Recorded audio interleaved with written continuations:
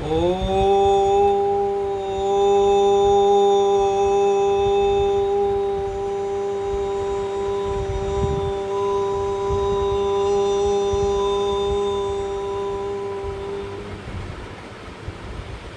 ब्रह्मा मुरारे त्रिपुरांतकारी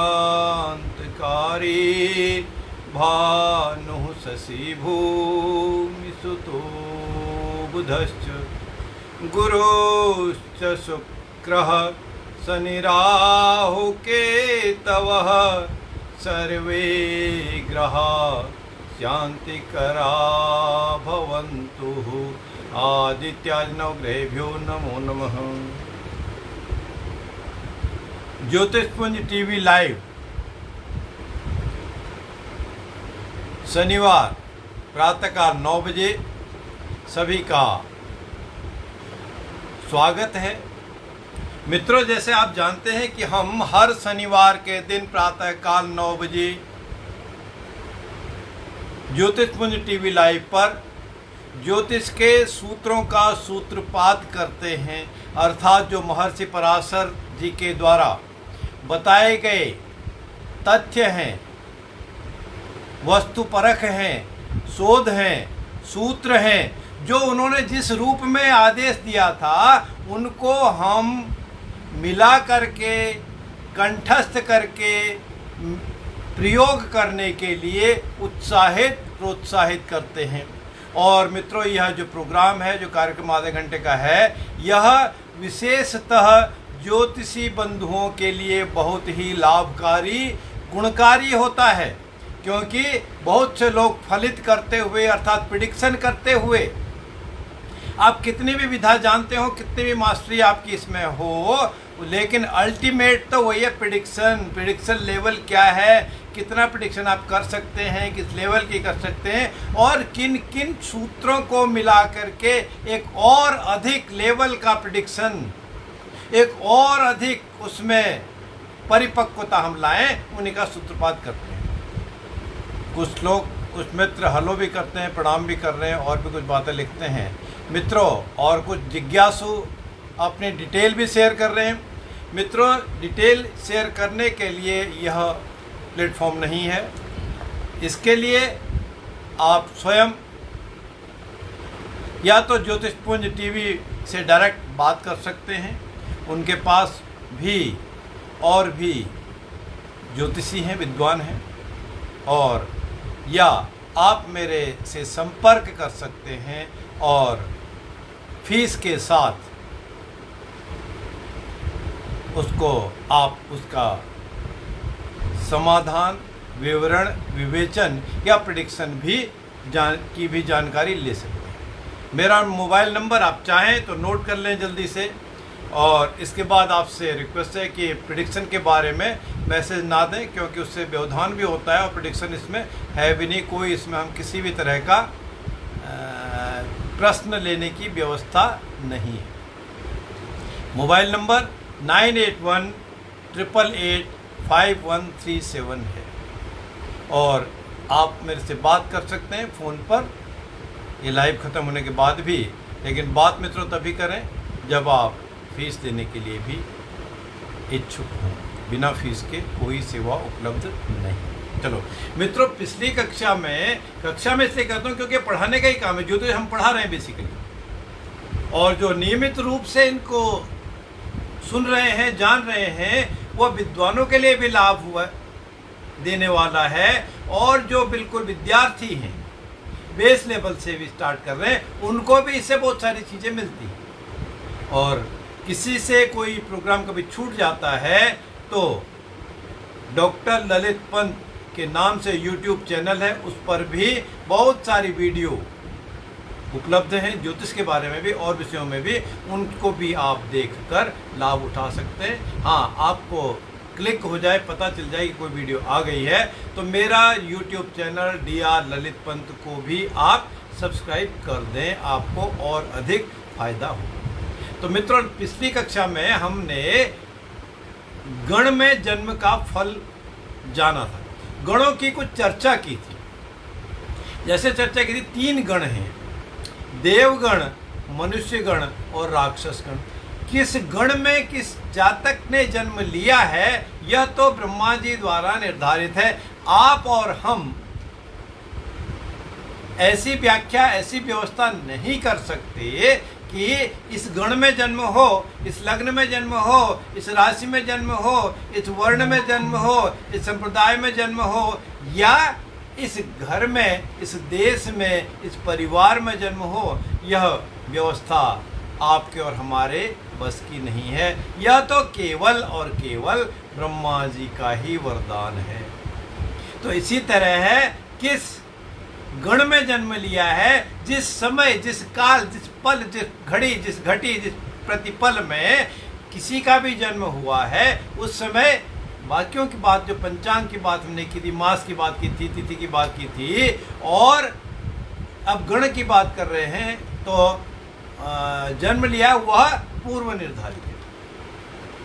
मित्रों, पूर्व निर्धारित इसलिए है, कई बार लोग प्लान करते हैं, मुहूर्त पूछते हैं, मेरे से भी पूछते हैं, देश से भी विदेश से भी, कि हम तो डिलीवरी कराना चाहते हैं और बताइए कौन सा समय अच्छा रहेगा, कौन सा मुहूर्त अच्छा रहेगा, ताकि उसी समय हम सर्जरी कराएं। तो हमने सर्जरी करानी, टाइम तो हमारे मतलब बस में है जब हम करना चाहें।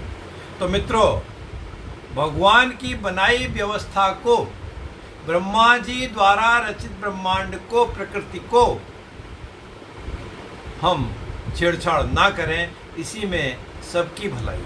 इसलिए मैं किसी को डिलीवरी केस के लिए कोई मुहूर्त नहीं बताऊं। इसका एग्जाम्पल अगर आप चाहें, एक वरिष्ठ ज्योतिषी थी, विदुषी थी, और वह स्वयं महिला चिकित्सक भी थी। उन्होंने अपने 3 बच्चों का, 2 बहुएं और 1 डॉटर, तीनों के लिए प्लान किया कि इस समय इनका डिलीवरी की जाए तो अच्छा होगा, क्योंकि वो बताती थी कि उनके तीनों बच्चे जो थे गंडमूल नक्षत्रों में पैदा हुए और उनको कोई न कोई दिक्कत चलती रही। जब समय आया डिलीवरी के लिए, तीनों ही केसों में उन्होंने लाइव बताया था कि कोई न कोई व्यवधान आ गया।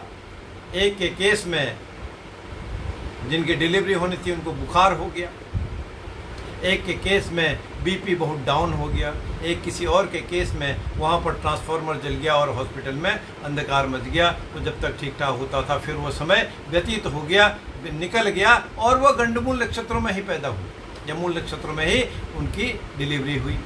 इसलिए जो ब्रह्मा जी द्वारा रचित है, व्यवस्थित है, बनाया है, उससे छेड़छाड़ करने की कोशिश हमको नहीं करनी चाहिए। क्योंकि कहा है, नर चाहे नहीं होत है, प्रभु चाहे तत्काल। इसलिए हम उस छेड़छाड़ से बचें। अब हम गणों की बात कर रहे थे। देवगण, पहला गण है देवगण। यदि जिस जातक जातिका ने अश्विनी नक्षत्र में जन्म लिया हो, जन्म हुआ हो, उसका मृगशिरा में हुआ हो, रेवती में हुआ हो, हस्त नक्षत्र में हुआ हो, पुख्य नक्षत्र में हुआ हो, पुनर्वसु, अनुराधा, श्रवण या स्वाति नक्षत्र में जन्म हुआ हो, तो उस जातक जातिका को देवगण प्राप्त होती है। उनका जो टाइटल है देवगण है। अश्विनी, मृगशिरा, रेवती, हस्त, पुख्य, पुनर्वसु, अनुराधा, श्रवण या रेवती या स्वाति, इन नक्षत्रों में जन्म जिस जातक जातिका का हुआ है उसको देवगण प्राप्त होते हैं। और देवगण में प्राप्त हुए जातक जातिका का आचार, विचार, व्यवहार कैसा होगा, कुछ न कुछ, पिछली बार हमने बात की थी, कुछ न कुछ उसमें देवत्व लिया होता है। वो जातक जातिका बुद्धिमान है। और भगवान कैसे हैं, भगवान भोले शंकर कैसे हैं, इसलिए नाम उनका भोला रखा है, भोले भंडारी है। अर्थात क्षणे रुष्टा क्षणे तुष्टा, थोड़े में खुश हो जाने वाले, थोड़े में नाराज हो जाने वाले, तो वह सरलता लिए हुए ऐसे जातक होते हैं। और भगवान का क्या प्रिय है, कितनी चीज़ उनको भक्षण करने के लिए, भोजन के लिए चाहिए, बहुत थोड़ी चीज़, अल्पहारी होते हैं, कम भोजन करने वाले होते हैं। देवगणों में जन्म लिया हुआ, सरलता लिए हुए, बुद्धिमान और कम भोजन करने वाले। और जो लेवल ऑफ इंटेलिजेंसिया है, विद्वता का जो उनका लेवल है, विद्वानों में उनकी गणना है श्रेष्ठ ही नहीं श्रेष्ठतम श्रेष्ठतर की तरफ वो आगे बढ़ने वाले होते हैं। जातक जातिका का जिसका जन्म यदि देवगण में हुआ है, देवगण के लिए अश्विनी नक्षत्र, मृगशिरा नक्षत्र, रेवती नक्षत्र, हस्त नक्षत्र, पुष्य नक्षत्र, पुनर्वसु नक्षत्र, अनुराधा नक्षत्र, श्रवण नक्षत्र या स्वाति नक्षत्र, इन 9 नक्षत्रों में से किसी भी नक्षत्र में जन्म हुआ हो, अर्थात जब उस जातक जातिका का जन्म हुआ उस समय इन 9 नक्षत्रों में से कोई भी एक नक्षत्र व्याप्त हो, तब उसको देवगुण की प्राप्ति होगी। कोई अभी भी मुझे लगता है देर से जो जुड़े हैं वह मित्र, वह सज्जन, वह जातक जातिका फिर कोई क्वेश्चन पोस्ट कर रहे हैं। मित्रों, इसमें क्वेश्चन पोस्ट करने की व्यवस्था नहीं है, इससे व्यवधान ही होता है। यह केवल ज्योतिष पढ़ने पढ़ाने सीखने सिखाने के लिए समय है, उसके अलॉटेड है हर शनिवार के दिन। आप प्रश्न चाहते हैं, पूछना चाहते हैं तो मेरे से भी या ज्योतिषपुंज टीवी के और विद्वानों से, किसी और विद्वान से भी बात कर संपर्क कर सकते हैं, समस्या समाधान कर सकते हैं। मेरे से बात करने के लिए, मेरे से संपर्क करने के लिए फीस नियत है, फीस भी लगेगी, शुल्क भी लगेगी। चलो अब दूसरा गण मनुष्यगण। मनुष्यगण कब प्राप्त होता है? देवगण तो हमने जान लिया 9 नक्षत्र। मनुष्यगण कब प्राप्त होता है? पूर्वाषाढ़ा नक्षत्र में जन्म हो, पूर्वा फाल्गुनी में नक्षत्र हो, पूर्वा भाद्रपद में हो, अर्थात तीनों पूर्वा नक्षत्रों में से किसी में जन्म हो, एक बात। दूसरा उत्तराषाढ़ा में हो या उत्तरा फाल्गुनी में हो या उत्तरा भाद्रपद में हो, अर्थात तीनों पूर्वा और तीनों उत्तरा नक्षत्रों में से किसी में हो। और उसके बाद आद्रा नक्षत्र में हो या भरणी नक्षत्र में हो, इन